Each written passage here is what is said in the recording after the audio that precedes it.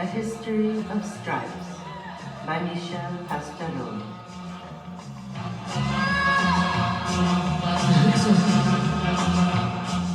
There's a great temptation to pass over the centuries and establish a link between the supposed boldness of contemporary stripes and the frequent scandals they prompted throughout the Middle Ages. In the long run, the stripe problem certainly exists, and the clothes provide this visible medium for it.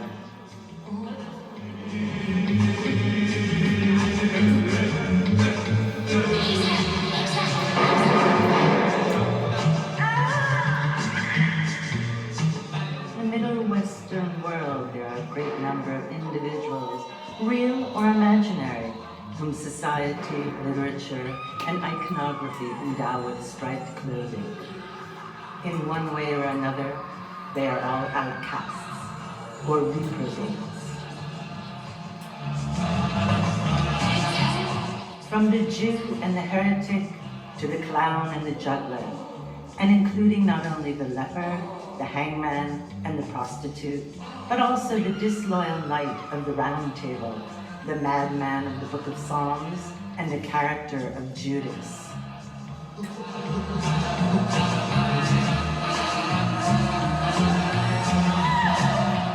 They all disturb or pervert the established order. They all have more or less to do with the devil.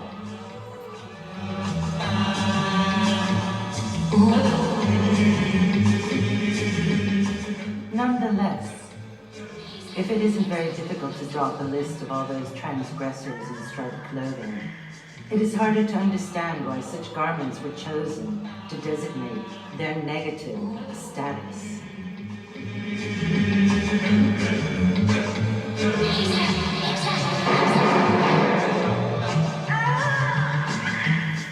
On the contrary, beginning from the 12th and 13th centuries, abundant documentation in all areas emphasizes the demeaning, pejorative, or clearly diabolic quality of striped dress.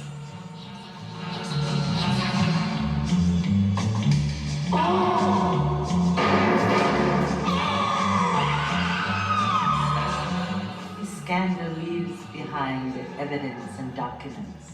By the same token, the ancient historian has a better grasp on transgressions of the social order than on the social order itself.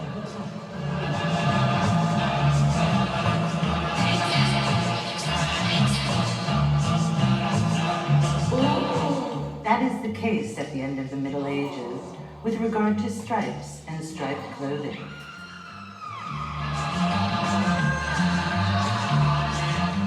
There's hardly any documentation for plain fabric because it represents the ordinary, the quotidian, the norm. For the stripe, on the other hand, there is plenty, because it causes disorder, because it makes some noise. Scandal broke out in France in the middle of the 13th century, at the end of the summer of 1254, to be precise, when Saint Louis returned to Paris after an unsuccessful crusade, a dramatic captivity and a stay in the Holy Land of 4 long years. The king did not return alone. He brought with him a number of monks newly arrived in France, and among them a few brothers of the Carmelite order. It was because of them that the scandal would ensue.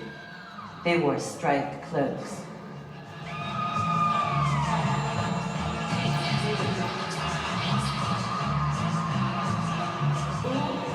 Este, que ex duobus texta est non indueris.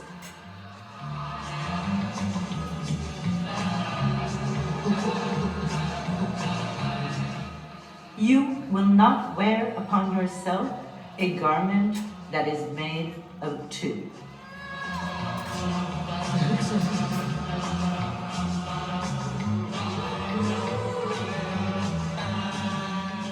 The medieval stripe was the cause of disorder and transgression.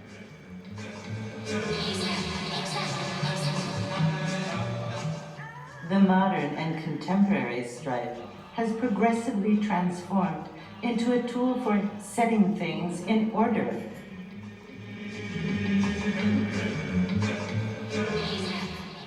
But if it organizes the world and society, the stripe itself seems to remain unwilling to serve any organization too rigorous or too limited.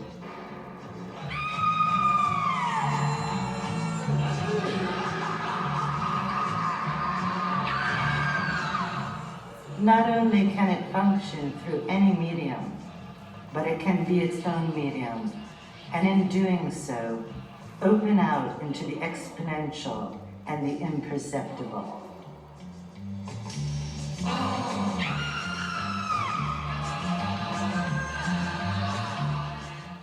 All striped surfaces can thus constitute one of the lines in another larger striped surface, and so on. The seismology of the stripe is infinite.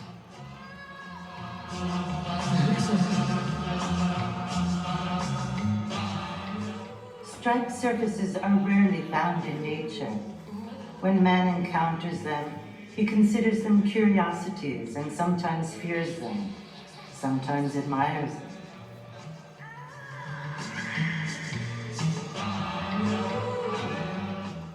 Actually, the stripe is not really a natural mark, but a cultural mark.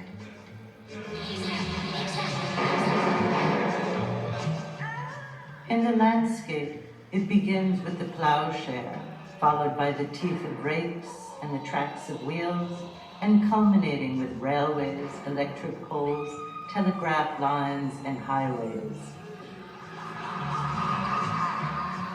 Everywhere the landscape bears the mark of human movement and activity in the form of stripes. The striped surface serves to distinguish it, to point it out, to oppose it or associate it with another surface, and thus to classify it, to keep an eye on it, to verify it, even to censor it.